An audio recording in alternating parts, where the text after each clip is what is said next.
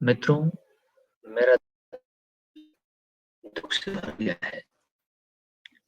आप सभी लोग देखें, क्या सिचुएशन है जो इज़राइल ने बना दी है।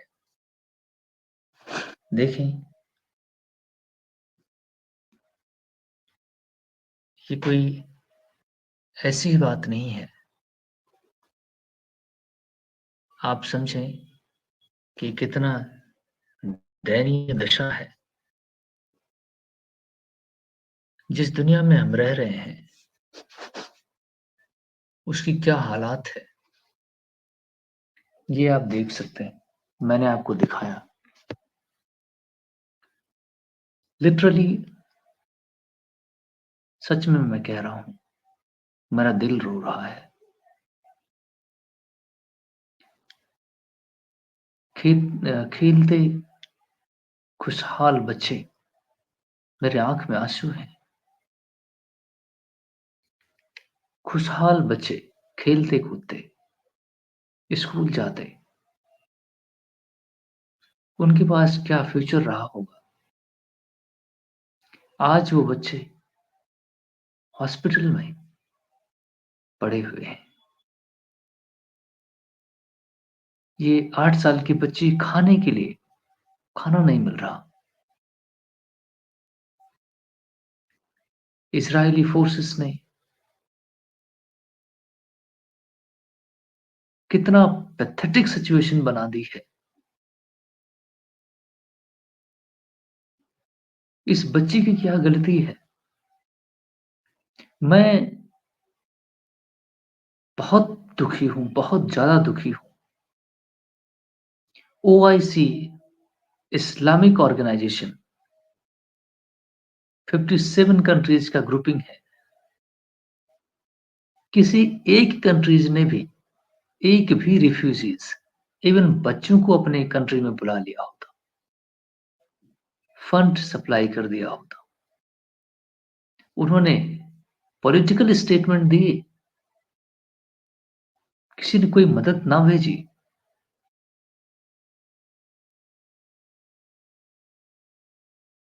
सऊदी अरेबिया के पास तमाम पैसे हैं, इजिप्ट के पास तमाम सारी ज़मीन है, लोगों को बुला लेता। इजिप्ट के और जस्ट गाज़ा के बॉर्डर में कितना अंतर है। लेकिन इजिप्ट ने बंद कर लिया दरवाज़ा। रोज़ कमेंट पॉलिटिकल देता है कि इज़राइल को ये करना चाहिए, वो करना चाहिए।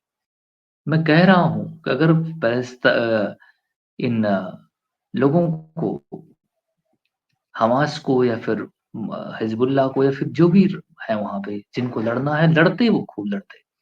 लेकिन एट लीस्ट इन बच्चों को बायपास करके अपने कंट्री में बुला लेते। और इन हरामखोर जो 57 कंट्रीज़ हैं, जो हर रोज़-रोज़ पॉलिटिकल कमेंट करते हैं, मिलियन-मिलियन डॉलर कुछ दे देते यार। चूतियाफ़ा करने के लिए तमाम पैसे हैं, बड़ी-बड़ी बिल्डिंगें, बुर्ज खलीफा बनाने के लिए पैसे हैं। इन बच्चों को जीवन देने के लिए पैसे नहीं हैं तुम्हारे पास?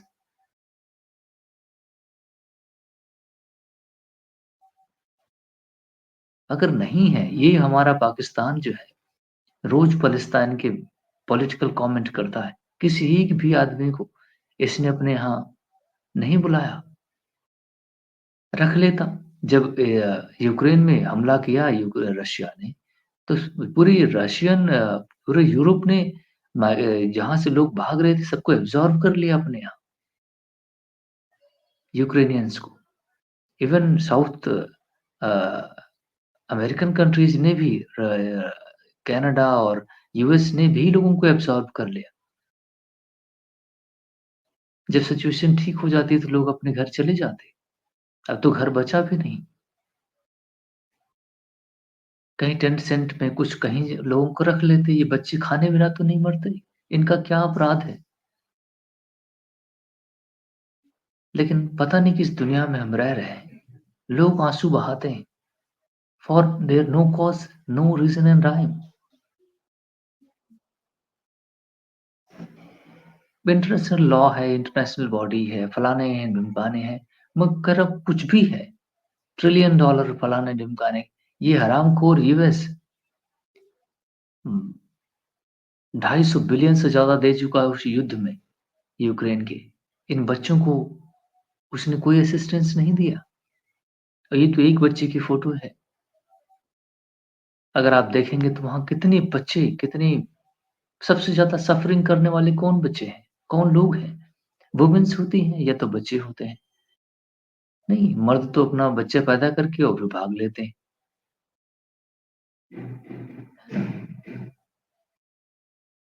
जो सिचुएशन सबसे ज़्यादा डायर होती है, वो बच्चों पर आ बन बढ़ बार बन बैठती है। मैं कह रहा हूँ इजिप्ट के पास उतनी लैंड है, उसकी पॉपुलेशन लिमिटेड है, ज़मीन उसके पास काफ़ी है। सैंड-फैंड है उसके रिवर नाइल के पास, ला के साला रख लेता किनारे कहीं, हैं? कुछ 14-15 लाख लोग हैं इसमें, ज़्यादा नहीं है, ज़्यादा पॉपुलेशन नहीं है, कुल मंगवा लेता लोगों को, फिर बाद में वापस भेज देता। लेकिन पॉलिटिकल कमेंट हर किसी ने दिया, उसकी सफरिंग को किसी ने भी एड्रेस नहीं किया। जॉर्डन है, फलाने ने ये बदतमीज़ हैं, मैं सच कह रहा हूँ, ये बदतमीज़ हैं। जितने भी ये ओआईसी की मेंबर कंट्रीज़ हैं ना, ये सारे के सारे बेवकूफ़ हैं।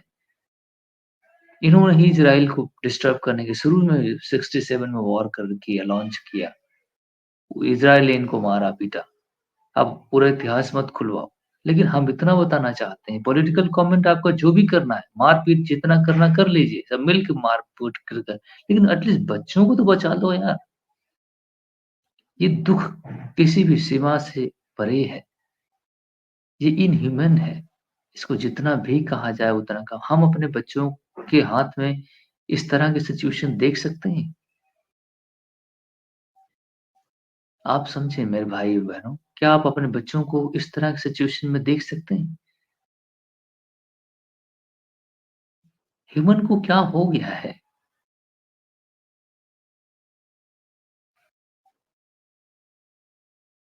लोगों में कोई एम्पैथी नहीं बची,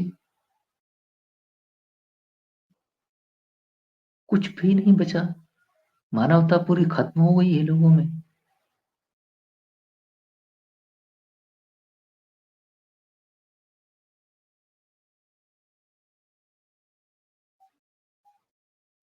ये तो यूएन है, यूनाइटेड नेशन, वो कम से कम रिपोर्ट-विपोर्ट सामने ला देती है। अदरवाइज़ जो आजकल मीडिया का हमारे यहाँ सिस्टम बना हुआ है, उससे आपको पता ही नहीं चलेगा कि असल इश्यू क्या है। जब आप भी फेस कर रहे होंगे ना, तो यही मीडिया आपको एड्रेस नहीं करेगा। आपकी क्या समस्या है, कोई सुनेगा नहीं।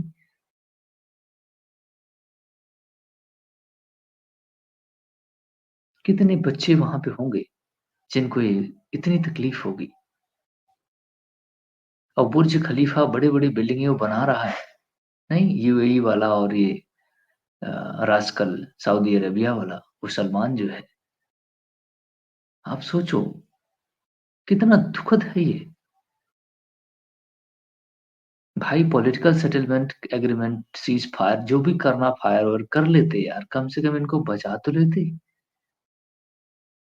किसी ने भी ये उन्हें अडॉप्ट करने की कोशिश अरे साले तुम्हारे पास तो पूरा सैंड पड़ा हुआ है, हैं? सैंड में लाके टेंट लगवा देता यार, कम से कम फूड 1 साल के लिए भेज देता। वैसे भी यूएन बॉडी है फूड सप्लाई करने के लिए, आप इंडिया से कुछ खरीद लेते ससुर। ये जो मुस्लिम है ना, ये चूतिए, जितने भारत के अंदर भी जो ये इधर-उधर बैठे हुए हैं लोग ना, ये कितने रास्कल हैं, इसका कोई अंदाज़ा नहीं। डिस्टर्बेंस करने के लिए कह दो ना, तो कंट्री में, ये डिवीज़न पैदा करेंगे। लेकिन जो मेर में रियल इश्यू है ना उसके ऊपर गवर्नमेंट को कभी कुछ करने देंगे, ना वो प्रेशर बनाएँगे। पॉलिटिकल डिवीज़न पैदा करने और डिस्टर्बेंस करने को कह दो तो ये करेंगे। ये बांग्लादेश में देखो, अननेसेसरी रीज़न और कॉज़ के लिए वजह से झगड़ा मचा दिया है। पाकिस्तान बदतमीज़ी कर रहा है। हर मुस्लिम कॉज़ के लिए हमेशा लड़ने के लिए तैयार है, लेकिन एक भी आदमी को रियल सपोर्ट नहीं भेजा है। ये 57 कंट्रीज़ हैं, किसी एक ने भी एक सिटिज़न को नहीं लिया। मैं इतना कहना चाहता हूँ, किसी भी जाति, धर्म, किसी भी कोई भी हो, लेकिन एटलीस्ट ह्यूमैनिटी को तो प्रिजर्व करो। पॉलिटिकल कमेंट्री करने के लिए कह दो ना, तो इतना उछल-उछल के उधर वो असदुद्दीन ओवैसी है जाकर पार्लियामेंट के अंदर कह रहा है कि जय फ़लस्तीन। अरे फ़लस्तीन तो जय तो ठीक है, लेकिन और भी कुछ इश्यूज़ हैं या नहीं है? एटलीस्ट भारतीय गवर्नमेंट को प्रेशर बनाते। जिस तरह तुम प्रोटेस्ट करने सीएए के लिए लोगों को बैठाए थे। इतना हम हमारे पास रिसोर्सेज़ हैं, भारत के पास रिसोर्सेज़ हैं। इसने कुछ सपोर्ट भेजा भी है। कुछ मेडिसिन-फेडिसिन भेज देने से कुछ होता नहीं, फ़ोटो खींचने के काम आता है। लार्ज नंबर ऑफ पॉपुलेशन पहले उनको अ, इज़राइल के जो बॉर्डर हैं उनसे ले आ लेते, है ना? बाहर एटलीस्ट, या जॉर्डन एटलीस्ट उनको ले लेता। कम से कम उनको उस कॉन्फ्लिक्ट ज़ोन से निकाल तो लेते। और फिर ये हमास जितना लड़ना चाहता लड़ लेता। हम ये बात किसी ने भी, मैं इतना दिन से 2.5 साल से 1.5 साल से इस पूरी रिपोर्ट को पढ़ रहा हूँ, देख रहा हूँ, किसी ने भी एक बच्ची को अपने यहाँ लिया नहीं, सिटीज़न को। यूक्रेन से सीख लेते, आईडी कार्ड इश्यू कर देते, जो लोग आते, है ना? अब कंट्री के अंदर इजिप्ट के पास आप लोग रिसोर्सेज़ दे देते, इजिप्ट के पास लैंड पड़ी थी, इवन सऊदी अरेबिया के पास भी तो लैंड है। सैंड-फैंड नहीं, पूरा डेज़र्ट है, मँगा लेता, रोक लेता लोगों को, हैं? टेंट में आर्टिफ़िशियल टेंट बना करके लोगों को कुछ दिनों के लिए साल 2 साल रोक लेता और फिर ये हमास से वॉर लड़ लेता। लेकिन ये ग्राइंडिंग मशीन के अंदर सिविलियंस को डाल करके और इन बच्चों को, इनमें ये लीडर बनने लायक हैं, जिनमें कंपैशन ना हो, जिनमें कंपैशन ना हो, वो लीडर बनने लायक हैं? हर कोई, आज के डेट में हर कोई, ये पॉलिटिक्स एक प्रॉफिटेबल बिज़नेस बन गया है। ब्राउनी पॉइंट्स लोग सेलेक्ट कर रहे हैं, जिनसे उनको वोट मिल जाए। अभी आज ही मैं आपको बता देता हूँ, भारतीय सरकार की एडमिनिस्ट्रेशन की बात। भोपाल ट्रेजेडी जो हुई है, हमारे पास लॉ कितने सारे हैं, मैं आपको बता देता हूँ, भारतीय गवर्नमेंट का काम कैसा है, एडमिनिस्ट्रेशन किस तरह से चलाते हैं ये लोग। क्योंकि भोपाल गैस ट्रेजेडी में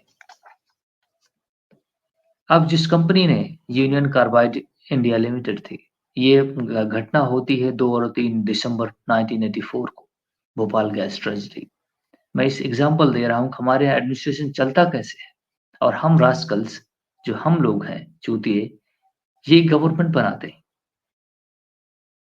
इन्हीं की तारीफ़ करने में लगे रहते हैं, और किस तरह की गवर्नमेंट है ये आप देख लें। उस कंपनी पर कोई ज़िम्मेदारी नहीं है। गैस लीक होती है, लोग मरते हैं, वो कंपनी बंद करके भाग जाता है।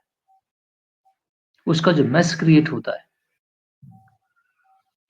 अब आपको मैं बताऊँ, contamination of soil, mercury release होती है, मरकरी से कैंसर होता है, रिलीज़ हुई है वहाँ से, waste dump 337 ton of waste जो है, वो अभी पड़ा हुआ है वहाँ पे। कंपनी ने छोड़ दिया उस मेस को।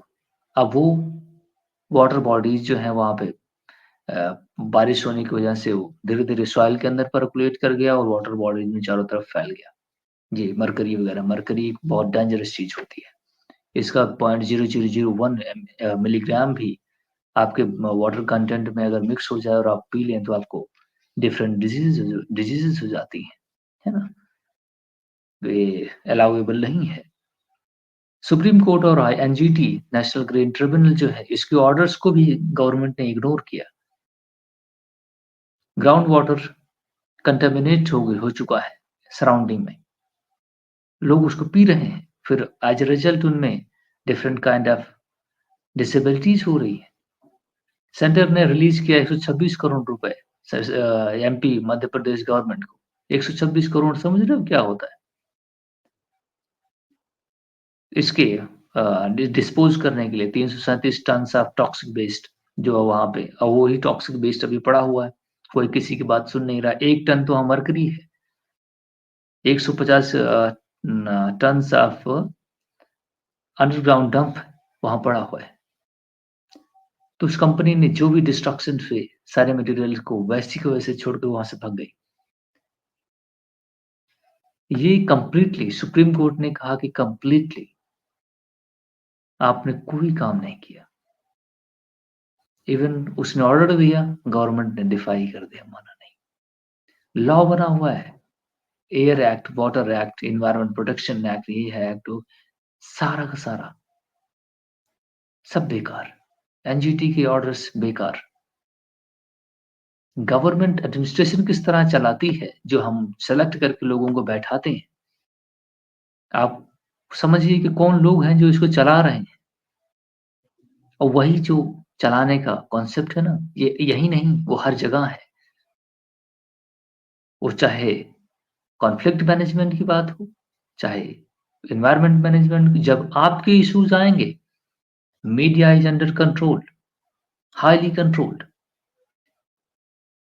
और ये जो यूट्यूब है, जिस पर मैं वीडियो बना रहा हूँ, अब गवर्नमेंट इसके लिए इसको भी कंटेन करना समझ गई है।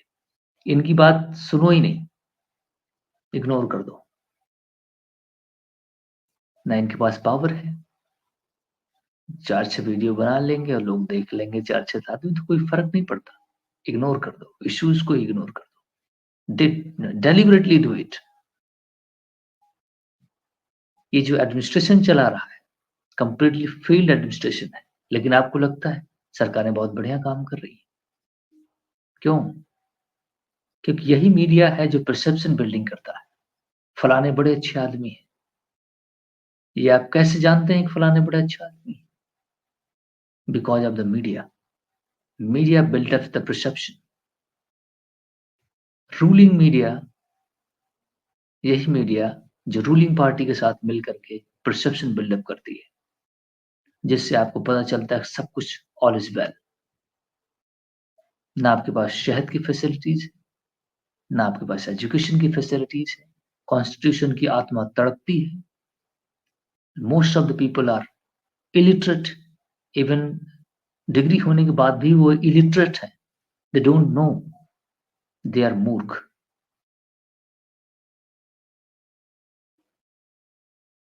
अनफॉर्चुनेटली जिस दुनिया में हम रह रहे हैं, बहुत बुरी है वो।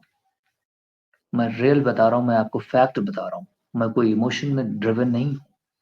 मैं बता रहा हूँ, अगर आप लोग इसमें स्टैंड अप नहीं करते, आम जनता जब तक स्टैंड अप नहीं करती, पढ़ती लिखती नहीं है, तब तक ऐसे ही लोग तुम्हें रूल करेंगे। वो जो चीफ मिनिस्टर है महाराष्ट्र का, कौन शिंदे है, कौन शिंदे, शिवराज शिंदे का नाम है उसका, है उसका बेटा एमपी बन गया। 25 साल की उम्र होगी, एमपी बन गया वो।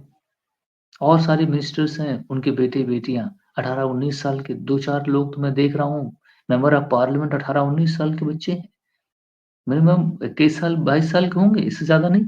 वो जानते भी नहीं कि मेंबर ऑफ पार्लियामेंट लॉ क्या होता है। वो आपके रिप्रेजेंटेटिव है। कैसे हो रहा है ये?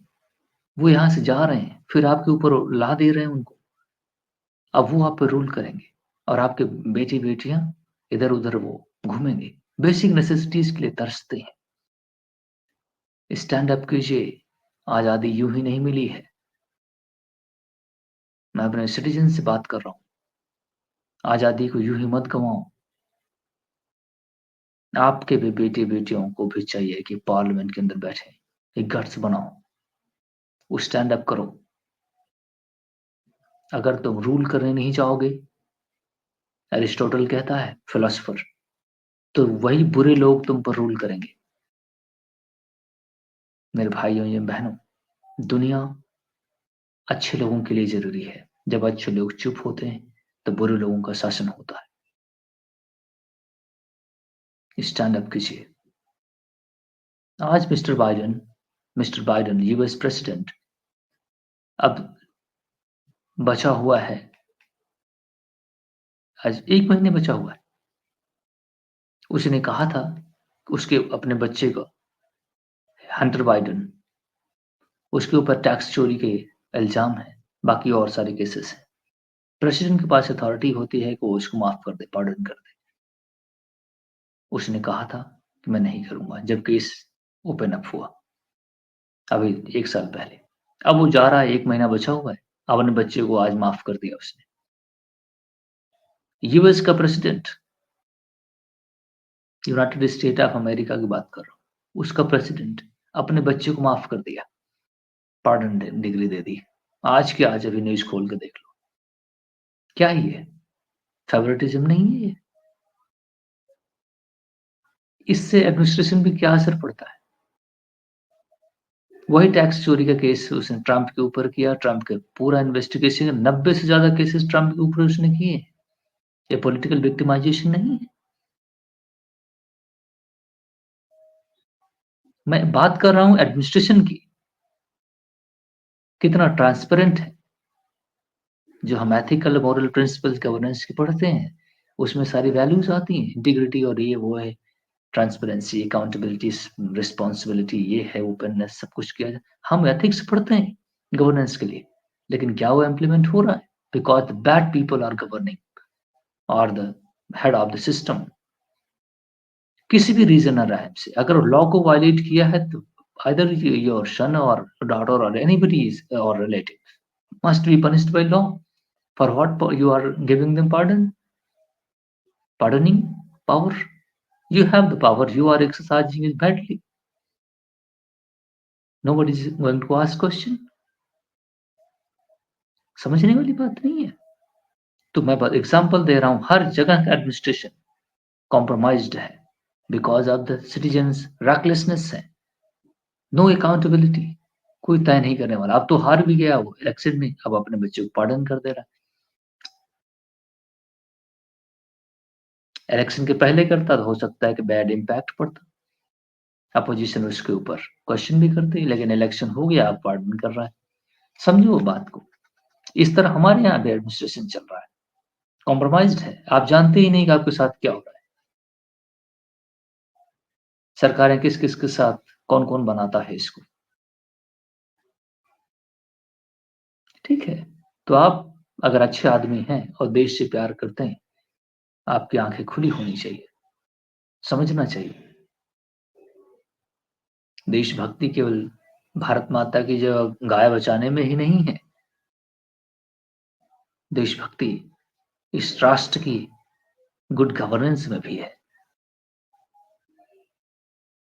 और जब तुम पढ़ोगे लिखोगे नहीं, तो कोई दूसरा तुम्हें आगे बढ़ा करके और पीछे मजा लेगा। हमारे बच्चे, हमारे बच्चे, हमारे बच्चे अब तो रूल करेंगे, उनका बच्चा रूल करेगा, और इतना गैप बढ़ जाएगा ना आम आदमी और सरकारों के बीच कि तुम कभी भर ही नहीं सकते उसको। मैं चैलेंज करता हूँ, इतिहास खोल के, पन्ना खोल के पढ़ लो। जिनके बीच ये गैप क्रिएट हो रहा है ना, कभी फुलफिल नहीं कर सकते उसको। लार्ज सेक्शन ऑफ सोसाइटी फिर से डिफरेंटली डिसेबल्ड हो जाएगी, गैप बढ़ जाएगा रूलिंग क्लास, एलीट क्लास और आम लोगों के बीच में। और जो एलीट क्लास के लोग हैं, वो आम लोगों के साथ बैठना पसंद नहीं करते। ये बैड गवर्नेंस इंटायरली दुनिया के अंदर है। अगर आप अच्छे आदमी हैं, मैं इमोशन में चार्ज होने की बात नहीं कर रहा। चेंजेस आते हैं, लॉन्ग डिस्टेंस आपको ट्रेवल करना होता है, आपको कैरेक्टर डेवलप करने होते हैं, तब जाकर चीजें होती हैं। तो जो ये हमें अभी हमास और इसराइल की कॉन्फ्लिक्ट में देखने को मिल रहा है, ये बैड गवर्नेंस और बेहुदापन की वजह से है। कोई किसी से प्यार नहीं करता। जो मुस्लिम मुस्लिम फलाना ढिमकाना कर रहे हैं ना, रियल में कोई किसी की साइड पॉलिटिक्स है।